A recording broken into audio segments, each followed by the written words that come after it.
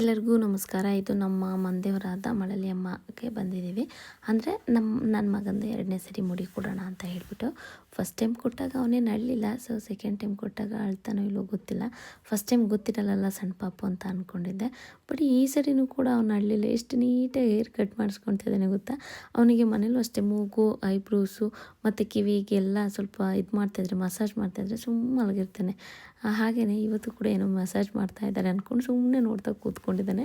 ಹಾಗೆ ಫಸ್ಟ್ ತೀರ್ಥ ಹಾಕಿಸ್ಕೊಂಡು ಹೋಗಿ ಬೋಳ ಮಾಡಿಸ್ಕೊಳೋದು. ಬೋಳ ಮಾಡಿಸ್ಕೊಂಡು ಸ್ನಾನ ಎಲ್ಲ ಮಾಡಿಸ್ಕೊಂಡು ಬಂದಮೇಲೆ ಒಂದು ಹಣ್ಕಾಯಿ ಮಾಡಿಕೊಡ್ತಾರೆ. ಹಣ್ಕಾಯಿ ಮಾಡಿಕೊಟ್ಟು ಬಂದಮೇಲೆ ನಾವು ಯಾವಾಗಲೂ ಅಷ್ಟೇ ಮುಡಿ ಕೊಡುವಾಗ 2 ಕೋಳಿ ಒಪ್ಪಿಸ್ಬೇಕು, ಜೋಡಿ ಕೋಳಿ ಒಪ್ಪಿಸ್ಬೇಕು. ಆ ನಂತರ ಒಪ್ಪಿಸ್ಕೊಬಿಟ್ಟು ಬಂದಮೇಲೆ ಇವತ್ತು ಬಿರಿಯಾನಿ ಮತ್ತು ಚಿಕನ್ ಫ್ರೈ ಮಾಡ್ತಿದ್ದಾಳೆ ನಮ್ಮ ಅಕ್ಕ. ನನಗೆ ಯಾವ ತಲೆ ಬಿಸಿ ಏನಿಲ್ಲ. ಬಿರಿಯಾನಿ ಮಾತ್ರ ಸಕ್ಕತ್ತಾಗಿ ಬಂದಿತ್ತು. ರೆಸಿಪಿ ಎಲ್ಲ ನಾನು ವೀಡಿಯೋ ಮಾಡ್ಕೊಳಕ್ಕೆ ಹೋಗಲಿಲ್ಲ. ಏನಿಲ್ಲ, ಈರುಳ್ಳಿ, ಟೊಮೊಟೊ, ಹಸಿಮೆಣಸಿನ್ಕಾಯಿ, ಸಾಂಬಾರು ಸೊಪ್ಪು, ಪುದೀನ, ಎಣ್ಣೆ ಇಷ್ಟು ಜಾಸ್ತಿ ಹಾಕ್ಬಿಟ್ಟು ಮತ್ತು ಚಿಕನ್ ಬೇಯಕ್ಕೆ ಹಾಕ್ಬಿಟ್ಟು ಅದಕ್ಕೆ ಖಾರದ ಪುಡಿ, ಅರಿಶಿನ, ಸಾಂಬಾರು ಪುಡಿ ಮತ್ತು ಚಕ್ಕೆ, ಲವಂಗ, ಏಲಕ್ಕಿ ಅದು ಅಷ್ಟನ್ನು ಸ್ವಲ್ಪ ಹಾಕಿ ಕರಿಮೆಣಸನ್ನ ಪೌಡ್ರ್ ಮಾಡ್ಕೊಂಡು ಹೋಗಿ ಹಾಕಿದಷ್ಟೇ. ಇನ್ನೇನು ಎಕ್ಸ್ಟ್ರಾ ಹಾಕಲಿಲ್ಲ. ತುಂಬಾ ಚೆನ್ನಾಗಿ ಬಂದಿತ್ತು. ಆ ರೈಸೇ ಆಗಿತ್ತು ಏನೋ, ಅಮ್ಮ ಮನೆಯಿಂದ ತೊಗೊಬಂದಿದ್ದು ರಾಜಮುಡಿ ಅನಿಸುತ್ತೆ. ಅಕ್ಕಿ, ನೀರು, ಮಸಾಲೆ ಎಲ್ಲ ಹದವಾಗಿತ್ತು. ಮತ್ತು ಇನ್ನು ನಮ್ಮ ಚಿಕ್ಕವನ್ನ ಕರ್ಕೊಂಡು ಹೋದ್ಮೇಲೆ ಏನಾದರೂ ಒಂದು ಎಡವಟ್ಟು ಮಾಡ್ಕೊಳ್ಳೇಬೇಕಲ್ವ. ಅಲ್ಲಿ ಹೋಗ್ತೀಯಾ ಜಾರಿ ಬೀಳ್ತೀಯ ಅಂದರೂ ಕೇಳಲಿಲ್ಲ. ಹೋಗಿ ಜಾರಿ ಬಿದ್ದು ಬಂದಾಯಿತು. ಒಂದು ಕೆಲಸ ನೆಟ್ಟು ಮಾಡಲ್ಲ ನಮ್ಮ ಚಿಕ್ಕವ.